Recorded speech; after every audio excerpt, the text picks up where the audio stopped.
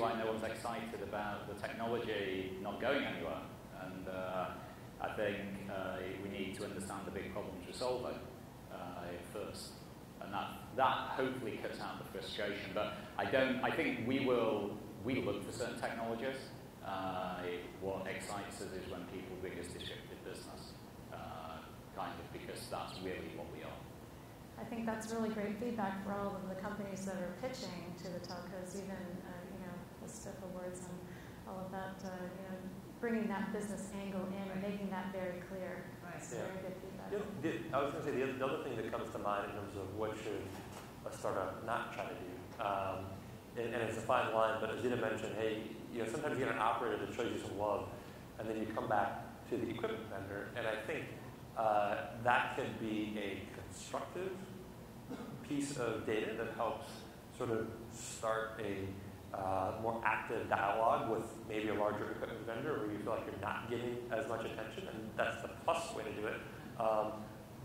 The minus is if you try to use that as a cudgel or kind of to sort of walk up to the equipment vendor's door and kind of shake your fist and say, you guys better work with me because I've got this note from this equipment vendor, and otherwise we'll go work with somebody else.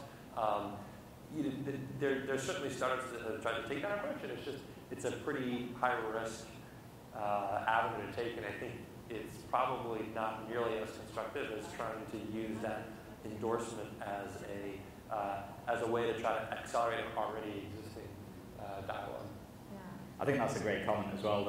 That people come up to me and say, AT&T loves this, and I try and explain to them, no, one person in 240,000 people at AT&T loves us. Kind of like you can try and get the full set if you want, and you might go through that process, but really let's talk about what we're trying to do, not that, oh, George loves us. Yeah. Azita, you were telling me ahead of time that sometimes they give them so much love that they communicate pricing, they talk about contract terms, they get the sale, but they don't get the sale. Right. And then what happens after that? So actually, we had a case in the last few months where we were working with a startup, and the startup had already gone towards even the contract negotiations, the pricing negotiations with the operator. But at the end of the day, operator said you should work with Nokia on this. And at that point, it's almost too late because the terms have already been set, and so that's something that if you want to work with a partner, you got to work the terms with the partner, because trying to backtrack after you've done something and you cannot have a triangle when you already right. And so somewhere in the discovery process of working with a telco, they need to understand, is a partner important in this equation or not, before they get to that point of... And my advice to the startups is partner is important in the telco business. That's the default. You could be an exception, but most of the time the default is the operator will go with a partner. Will want you to go with a partner. So looking at a partner early on. Early on, and then try not to be, of course everybody wants to be non-exclusive, so then you have choices and options, but usually, you should look at the equipment vendors, and there are not that many of us, and then decide which ones fits you better in terms of, the adjacencies, the strategic fit, etc. Mm-hmm. And then try and concentrate on that one, maybe two, but not like go all across, because then no one wants to work with you if you're working with everyone. Everyone else, yeah. And so, Geoff, how does it really work in the sales process, if you could illuminate that a little bit for us? So, when a startup comes to you and there's a contract with you and then sales, and how does all that work and how long does that take? And the great answer to that is it depends. Yes. Right? There is no... How about some examples, typically? We currently, let me give you one, it's like a partnership example, and it's quite a unique technology. I describe it as, they're a little bit like the Qualcomm of security. That's how I would describe them. They own a lot of IP that's quite disruptive in terms of a different paradigm of securing things. But they have no intention to be a service provider to that. They won't scale that way at all. So they have engaged with a certain number of very large operator customers. It's interesting. They're having discussions in standards bodies and things. And now we're in discussion with them, about how to package them and help them take to, the 180 countries or what's like that. In that process, it's taken probably 6 months of negotiations to reach to a point where, we're sharing pricing, term sheets, trying to align actually on engagements. Now, in that space, that's okay, because it's reasonably unique, it's IPO, and we care. It's aligned strategically with what we're doing. And that will traction through, I think. That's, because we have got enough elements, then that does make sense.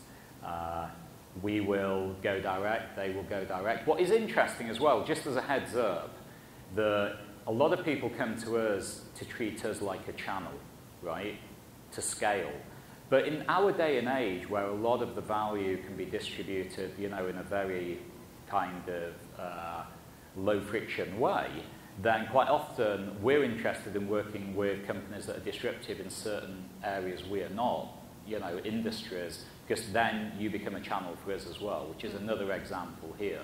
And then we get into very interesting discussions about who's leading which engagement. Mm-hmm. Yeah, so they can do as much for you sometimes as you can do for them. Yeah, and that explains the disruption. So we have massive scale and presence, but in reality that gives us our strengths are legal and trust and presence.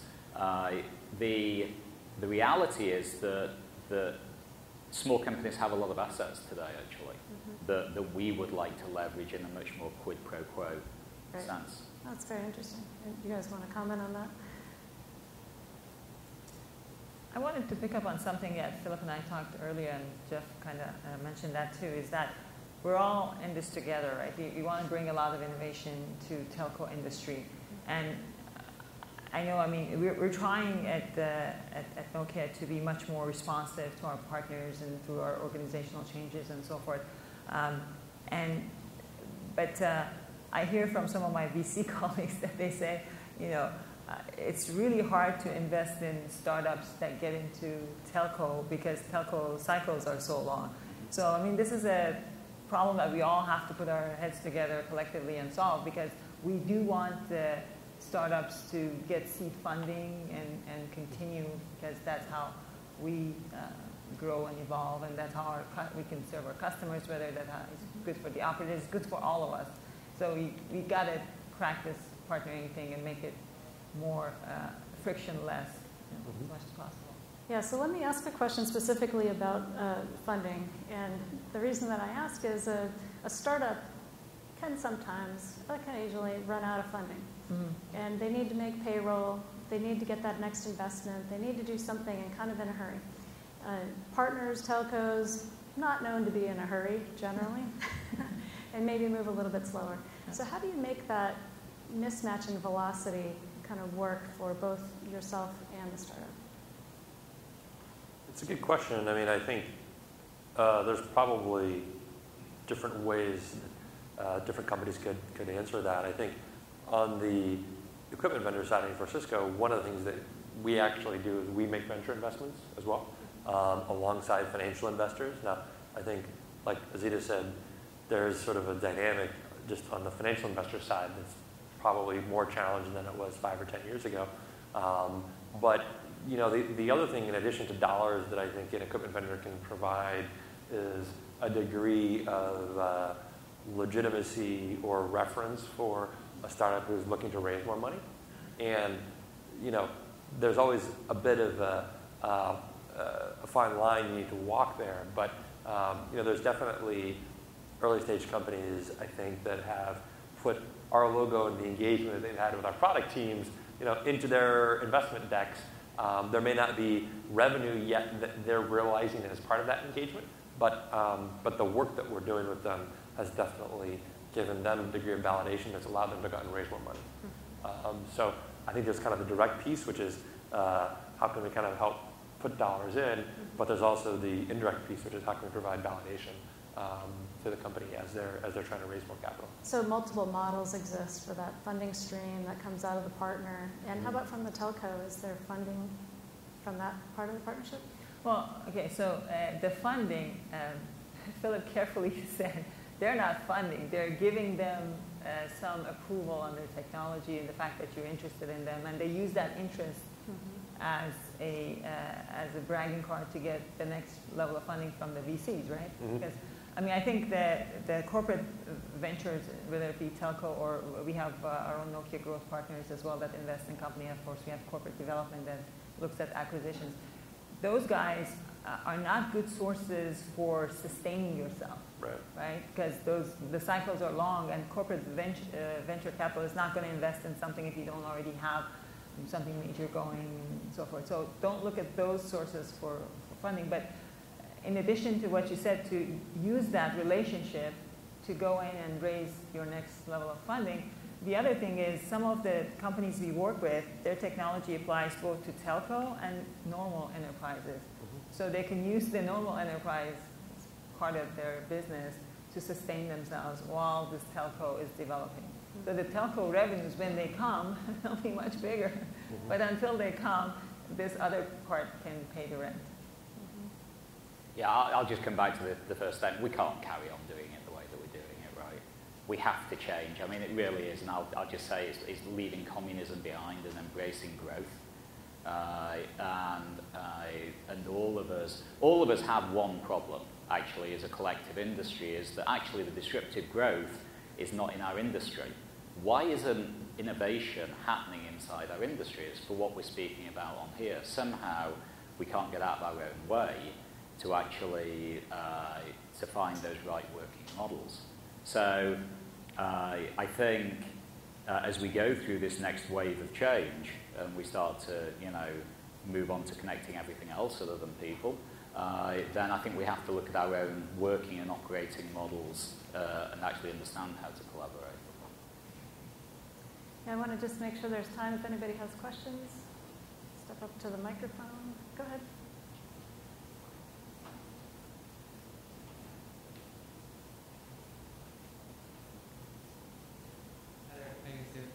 My name is Arvani. I'm the CEO co-founder of Push Science. We're a startup focused on working with service providers. And the number one barrier for success for us is the long sales cycle. That's just a killer thing. So you mentioned that in your talk. What are some of the things that you guys can do to address that, to shorten it up and help the startup ecosystem? So for us, what moves things faster in our company is if a customer has interest in what you're doing. And we actually help, like in my team, we try not to let a startup just talk to various people and think that they're making progress, but they're not really moving along a path. So we try to make sure that the engagements that they have with our company are along a path. So one of the things we say very early on to them is, besides making sure that the technology is being certified, but also what kind of customers are already interested in you or might be interested in you, and then we try to hook up with our customer teams and see if there's a pull from there. Because if there's a pull from our customers, things move much faster. And much faster, can you quantify that? Again, it depends. If it's embedding something into our products, then it has to get into our roadmap, which is a little bit longer cycle. If it's a resell, it can happen much faster. I would say, like for example, with the Ruckus case, we did it in less than 6 months. So, but that's an unusually good case. Yes, and even 6 months is a long time. And just to add, I mean, one of the things we have with all our customers, and we'll all be the same here, is we have something called a master services agreement, which is something that gets negotiated with all kinds of legal indemnifications, process, and quite often the advantage that you have from, to shorten your time to money is by actually coming under an MSA of somebody that has one. And quite often the service provider actually would prefer that to happen so that you don't have to negotiate another MSA, with somebody, because it's painful. We have another question. So we know that as a panel we represent the vendor side. From the startup side, I know there's also the path of working with the system integrators on the SI side. So I don't know if you could maybe take a minute and talk about the pros and cons of that to the best of your ability. Yeah, it's a good point, right? I mean, there's multiple routes to engaging with your customer or the end customer eventually. I think the system integrator path could potentially be a quicker path to certain types of revenue. I think the challenge sometimes that I would say we feel like we've seen with companies that rely heavily on an SI path to market is that the product and the engineering team can almost get a little bit misled on what I want to bake into my product and have it be built as a standalone, repeatable technology versus what would I like to sort of have be very flexible that I could kind of gin up and connect on a more ad hoc basis as a customer needs it through the services route to market. I do think SIs can be a good partner, and nobody selling into this market is going to be able to avoid having some kind of professional services type of engagement, probably some step of the way, unless it's a deeply embedded piece of technology. But having that almost like distraction to your product engineering team is one potential risk that I've seen in certain early stage companies.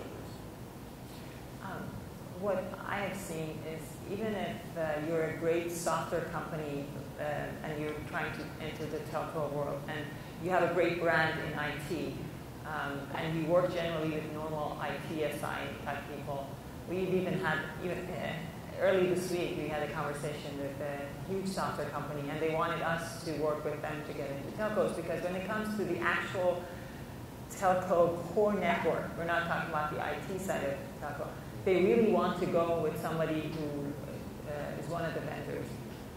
And they were saying that they have one of these great SIs that they've been working with in the enterprise side, but they cannot go with them to the telco, the CTO part of telco, because they don't trust them, because it's a matter of enterprise grade type solutions versus carrier grade type solutions. So depending on where you want to go with telco, if it's IT, sure, the SI would work very well. But if it's the core network, I think the level of trust is higher with one of the vendors. Sure. So we need to wrap up really quickly. Just a quick, maybe short statement. What's the best way for a startup to get your attention? I'll echo something that Azita said, which is have a customer pick up the phone and call us. You stole mine. Maybe you guys can both say ditto. In coming to events like this, it's a great opportunity for us to, and then kind of find out what kind of innovation themes we're interested in, and if you're somebody in that area, we'd be very interested in meeting with you. And we also have innovation events. We had one in July, so if you participate in that, that would be very visible to us. Excellent. Yeah, and I'd simply say understand what we need and why, and then tell us how you're going to help us. Because if you can help us, then we can help you, and that moves things up. Excellent. Well, thank you very much. Excellent information, Kirk. Thank you.